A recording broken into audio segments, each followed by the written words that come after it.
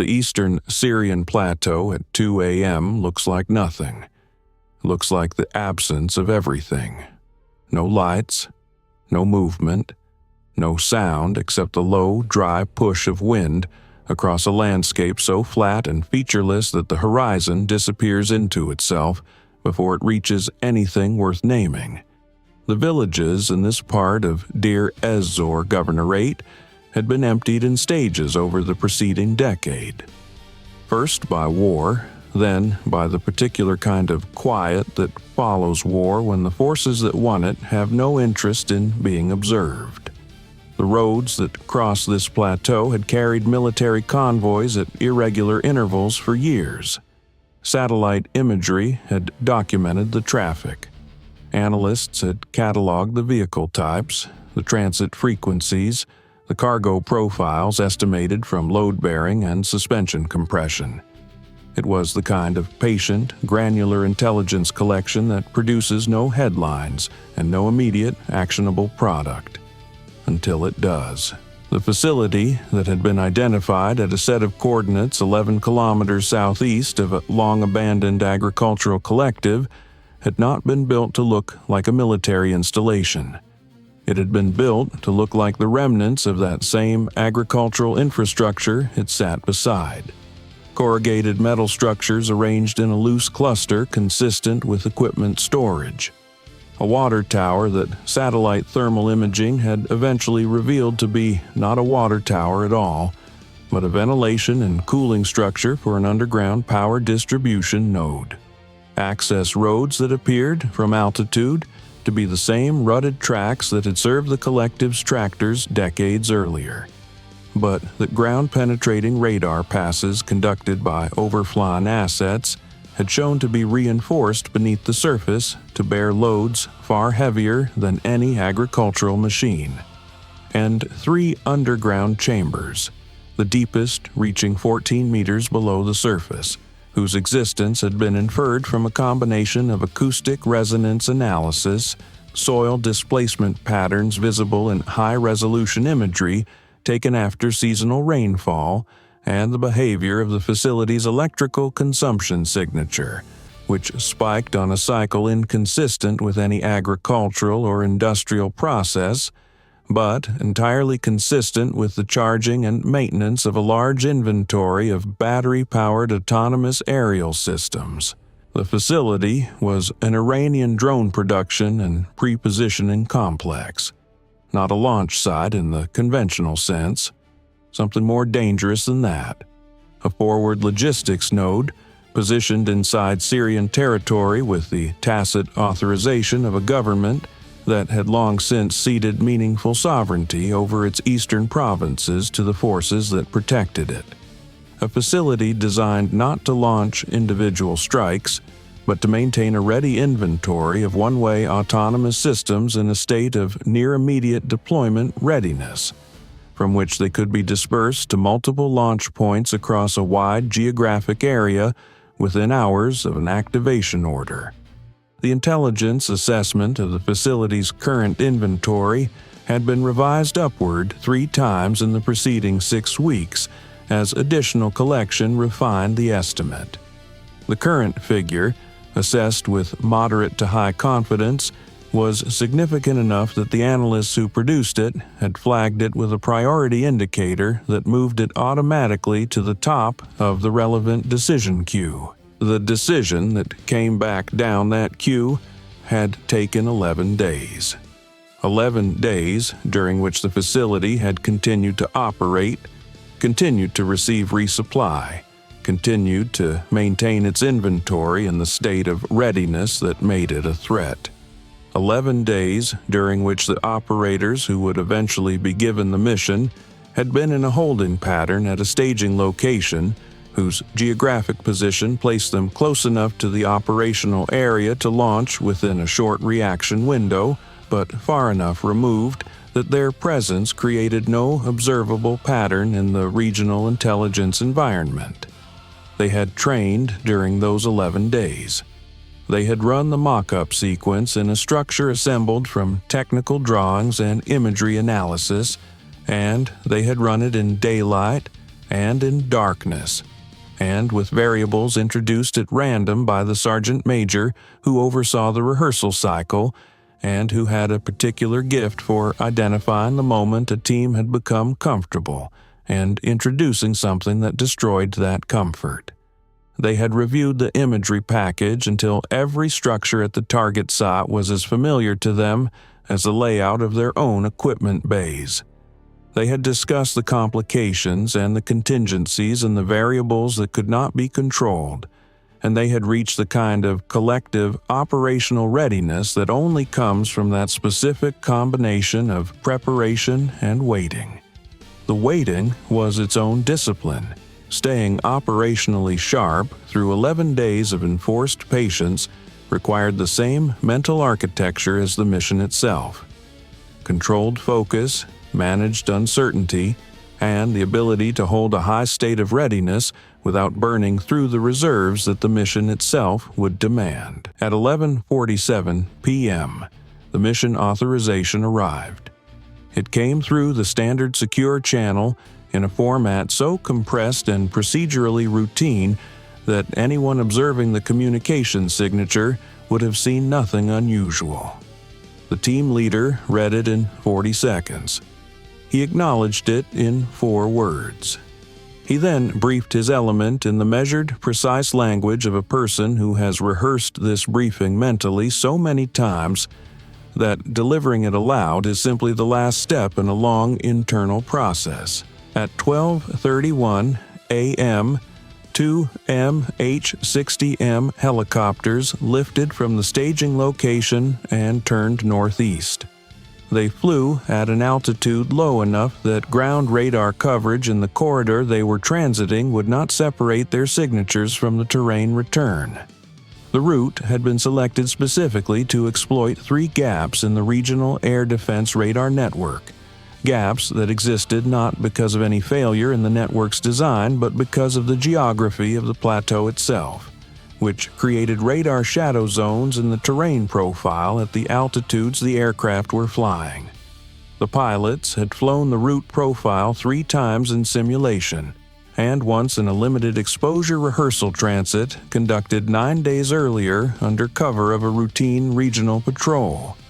They knew where the gaps were. They flew through them the way a person walks a familiar path in darkness, not by seeing, but by knowing.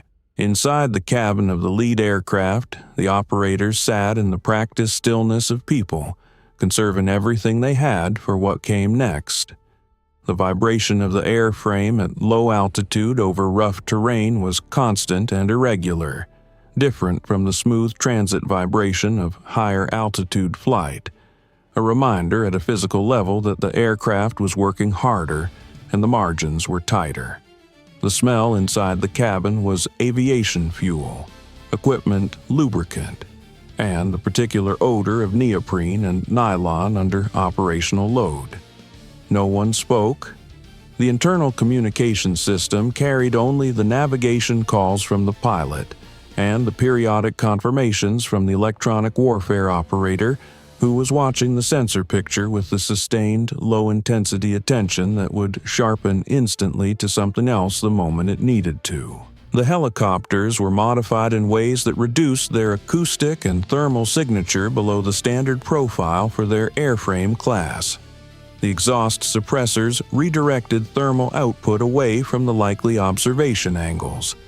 The rotor blade modifications reduced the specific frequency signature that made their type identifiable at distance. None of these modifications made the aircraft invisible. They made the aircraft harder to identify as military assets at the ranges and angles from which any ground observer in the transit corridor was likely to encounter them. Harder to identify. Not impossible. At 1:09 a.m., the lead helicopter's electronic warfare operator detected a radar emission from a position approximately 7 kilometers south of the planned route. The emission was brief. A single sweep lasting less than 3 seconds at a frequency associated with a man-portable air defense system's target acquisition radar. Someone on the ground in the radar shadow zone that the route planning had assessed as uninhabited was awake and scanning and using equipment that had no legitimate civilian purpose. The pilot of the lead aircraft had 2 seconds to make a decision. He banked 14 degrees north and descended another 40 feet, pushing the aircraft below the minimum effective engagement altitude for the system type the emission was consistent with. The maneuver placed the rotor clearance above the terrain at a margin that the aircraft's terrain following system flagged with a caution indicator. The electronic warfare operator watched the emission. It did not repeat. The ground position either had not acquired a target or had acquired something and lost it in the terrain return. The lead aircraft leveled out at its new altitude. The second helicopter followed the adjustment with a 2-second lag, its pilot reading the lead's maneuver and replicating it without radio communication. They had practiced this. The communication was in the behavior, not the transmission. The emission did not repeat for the remainder of the transit. At 1:44 a.m., the helicopters reached the holding orbit 0.6 kilometers south of the target facility. They went to a low-power loiter at minimum observable altitude and held position while the team leader conducted his final coordination sequence with the overhead ISR asset that had been maintaining continuous observation of the target since 8 p.m. The ISR feed showed the facility in the state the pre-mission imagery had described, with one addition. A vehicle that had not been present in the last imagery update was parked adjacent to the northernmost surface structure. A light truck, consistent with the logistics vehicle types used by the Iranian adversary elements operating in this region. Its presence indicated that personnel were at the facility who had not been there during the previous collection window. Personnel who had arrived within the last 4 hours and whose presence had not been anticipated in the mission's threat assessment. The team leader processed this for 60 seconds. The vehicle could mean additional security personnel. It could mean a technical team conducting scheduled maintenance on the drone inventory. It could mean a leadership visit, a routine logistics run, or any number of things that did not fundamentally change the threat profile. It could also mean a size of force on the ground that was larger than the mission planning had assumed. The ISR feed did not show external sentries beyond the standard 2-person patrol that had been consistent across all previous observation windows. Whatever had arrived in that truck had gone inside. The team leader transmitted a single query upward through the coordination architecture. The response took 3 minutes and 40 seconds and contained one piece of additional information drawn from a signals collection asset that had been tasked against the facility in the preceding 4 hours. The vehicle had arrived carrying a technical inspection team, 4 personnel. Their purpose was routine. Their departure was scheduled for dawn. 4 additional personnel inside the facility, in the technical areas adjacent to the drone inventory. The mission planning had accounted for a ground force of between 6 and 10 personnel. The updated estimate was now between 10 and 14. The mission planning had also specified that the objective was the destruction of the drone inventory and the facility's power and control infrastructure. The personnel on the ground were not the primary objective, but they occupied the same physical space as the primary objective, and the manner in which the charges were placed and initiated would need to account for their presence in a way that the original plan had not fully specified.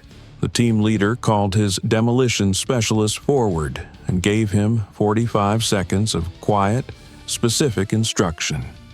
The demolition specialist listened without interrupting. He asked one question. He received one answer.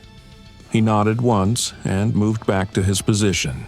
At 2:02 a.m., the helicopters moved to the insertion point.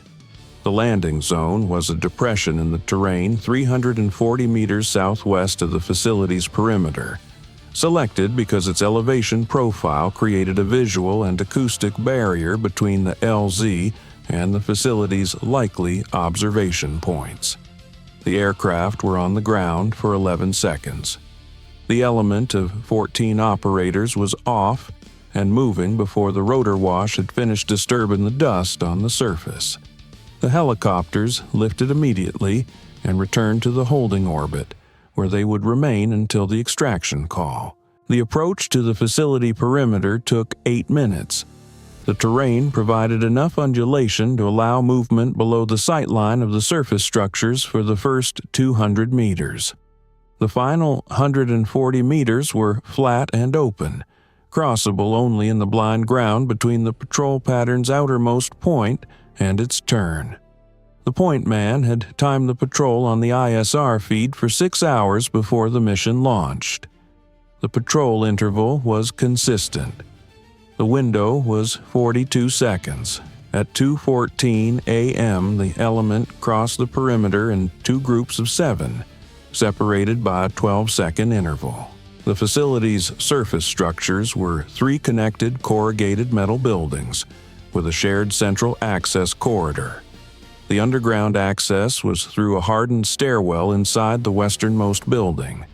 The stairwell door was secured with an electronic lock of a type that the entry team's breacher had been specifically briefed on.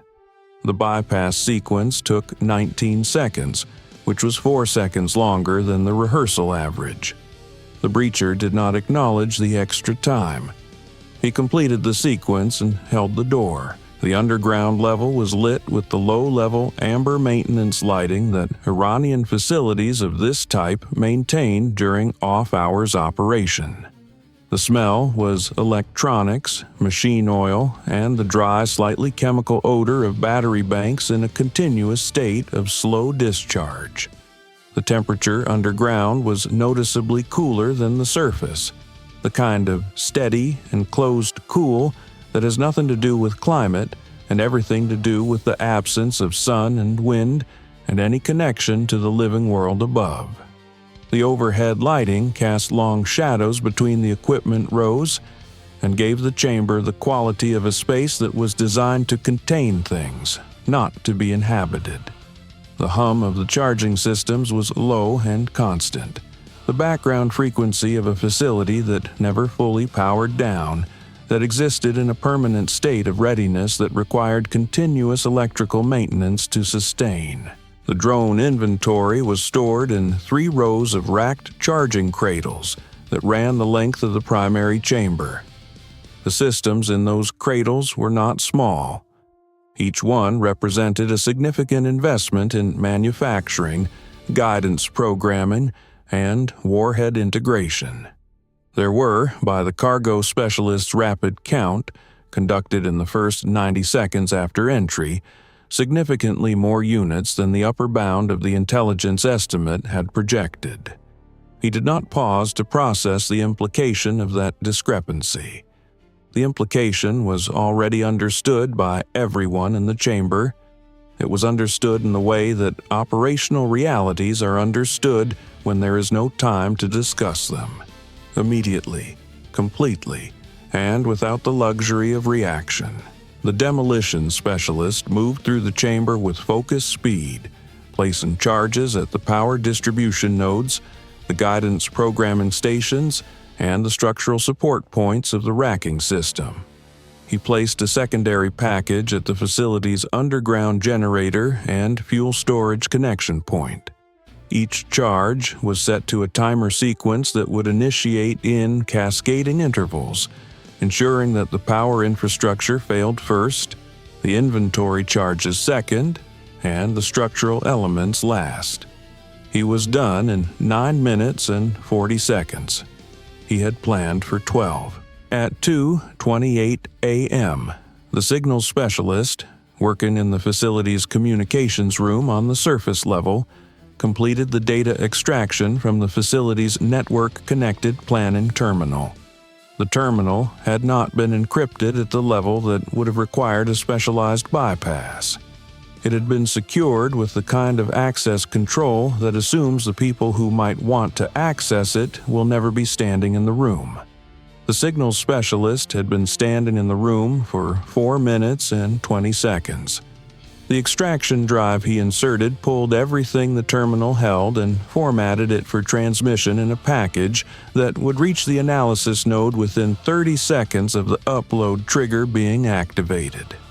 The contents of that terminal, the inventory records, the operational tasking logs, the communications archive, and the targeting data loaded into the mission planning software represented a collection opportunity of a type that had not been anticipated in the original mission authorization.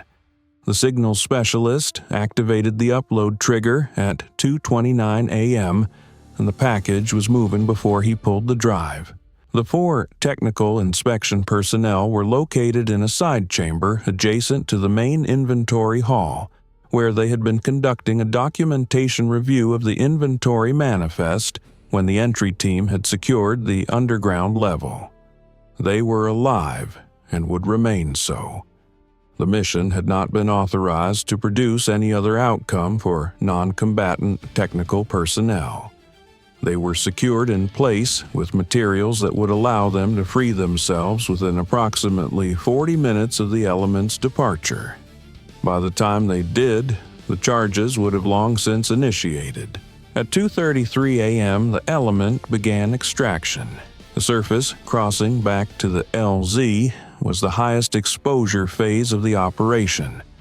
14 operators moving across open ground in darkness, with a facility behind them that contained active personnel and charges set to initiate in less than 9 minutes. The patrol had completed its cycle and was at the far end of its pattern. The element crossed the perimeter at 2:35 a.m. and moved at the fastest pace the terrain and noise discipline requirements would allow. The dust under their boots was fine enough to rise with each step and hang in the still air, visible in the ambient thermal environment to any observation asset that might be watching from altitude. The ISR platform overhead was watching. It was watching in all directions simultaneously, and what it saw in the minutes between the element's perimeter crossing and the LZ arrival was an empty plateau and a facility whose surface profile had not yet changed. The charges had not initiated. Nothing on the surface gave any indication that anything had happened beneath it. The facility looked, from the ISR feed, exactly as it had looked for the preceding 6 hours. The extraction call went out at 2:37 a.m. The helicopters were at the LZ at 2:39 a.m. At 2:42 a.m., the first charge in the cascade sequence initiated. The team felt it as a vibration through the floor of the helicopter cabin before they heard it. A low, structured concussion that propagated through the ground and into the aircraft through the landing gear at a frequency that was different from any naturally occurring seismic event. 12 seconds later, the second package initiated. The underground generator fuel connection produced a secondary pressure event that was visible on the ISR feed as a thermal bloom breaking through the ventilation structure on the surface. Then, the racking system charges initiated in sequence, and the thermal signature of the facility changed from the ambient warmth of an operating underground installation to something significantly larger and more definitive. The surface structures remained standing. The corrugated metal walls and roof lines that gave the facility its agricultural disguise showed no visible damage in the infrared picture. But the underground was finished. The power was gone. The inventory was inert. Whatever had been operational and ready inside those chambers at 2:02 a.m. was operational no longer. No one in the helicopter spoke. The aircraft banked southwest and accelerated to transit speed. The plateau fell away behind them, flat and dark and silent, exactly as it had been before they arrived. The only difference was 14 meters underground, in the amber-lit chambers that were no longer amber-lit, in the racking systems that were no longer carrying anything capable of flight. The ISR feed showed the surface structures intact. The underground chambers were not intact. The inventory in those chambers was not intact. The power infrastructure that had kept that inventory in a state of deployment readiness for an estimated 14 months was not intact. The technical personnel in the side chamber were alive and would be found by the facility's security response element approximately 37 minutes after the element's helicopters crossed back out of the radar shadow zone and turned southwest toward the staging location. What the security response element found when it arrived at the facility was a surface site that showed limited external damage but underground chambers that were, by any engineering assessment, permanently non-functional. The drone inventory, the guidance systems, the power and programming infrastructure, the targeting data, and the operational planning records, all of it was gone. Some of it was physically destroyed. Some of it was in a data package already being analyzed at a facility whose name does not appear in unclassified directories. The helicopters landed at the staging location at 4:11 a.m. The element dismounted. Equipment was secured. The aircraft were refueled and repositioned to a configuration that matched their logged presence at the staging location for the preceding 11 days. The mission had lasted, from liftoff to landing, 3 hours and 40 minutes. The time on target, from perimeter breach to extraction call, had been 23 minutes. 14 operators. 23 minutes on target. 6 primary charges placed. 1 data package extracted. 0 personnel casualties.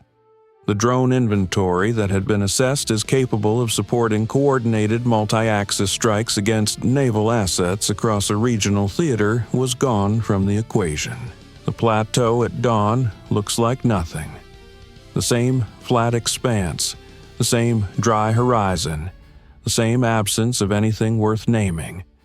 But underneath one small part of it, in chambers that will not be operational again before the political and strategic context that created them has shifted in ways that cannot be predicted, 14 men left something behind.